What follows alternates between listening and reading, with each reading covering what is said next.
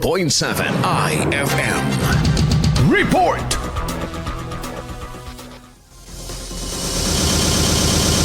Hindi umano kinatutulugan ng ilang residente sa barangay Sabangan, Binmaloy ang direktang paghampas ng tubig dagat sa kanilang mga tahanan matapos lamunin ng daluyong noong kasagsagan ng Bagyong Uwan ang bundok ng buhangin na panangga mula sa alon.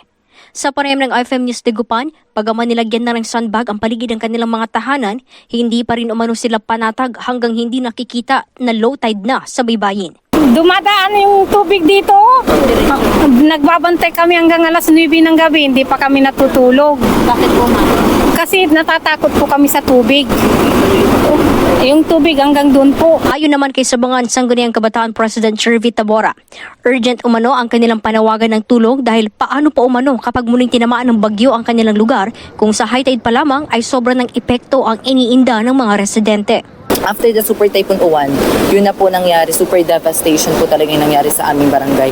May amihan man or high tide, ma'am, yung tubig dagat po pupunta po sa sa kalsada, ma'am. Dito mga idol, pinakita sa atin ng barangay at ng SK ganito kataas yung bundok ng buhangin at mas mataas pa umano dito diretso daw ito mga idol. Ngunit ganyan kataas, tinangay po ng alon ng dagat noong kasagsagan ng Bagyong Uwan. Dahilan para tangayin ang ilang mga kabahayan at dumiretso ang tubig dagat, storm surge, daluyong sa mga kabahayan at maging sa ilog dito sa barangay Sabangan, Binmaloy. Bilang pansamantalang solusyon, sanib puwersa ang mga residente at barangay council sa paglalagay ng sandbag upang matakpan ang puwang na binuksan ng bagyo. Ngunit hindi rin umano ito tumatagal dahil sinisira rin ng dagat. Panawagan nila ang pagpapatayo ng seawall, pagtatanim ng bakawan bilang proteksyon at beach restoration o tambak upang maibalik ang dating distansya ng dagat sa mga kabahayan lalo at napagitnaan ng barangay ng ilog at dagat.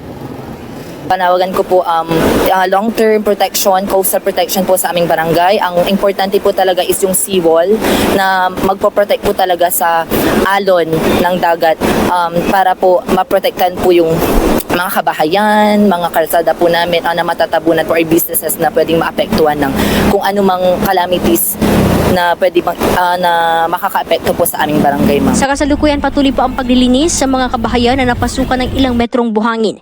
Matatanda ang binisita na ng mga miyembro ng gabinete at opisyal mula sa Office of the President ang barangay dahil sa matinding pinsalang idinulot ng Bagyong Uwan.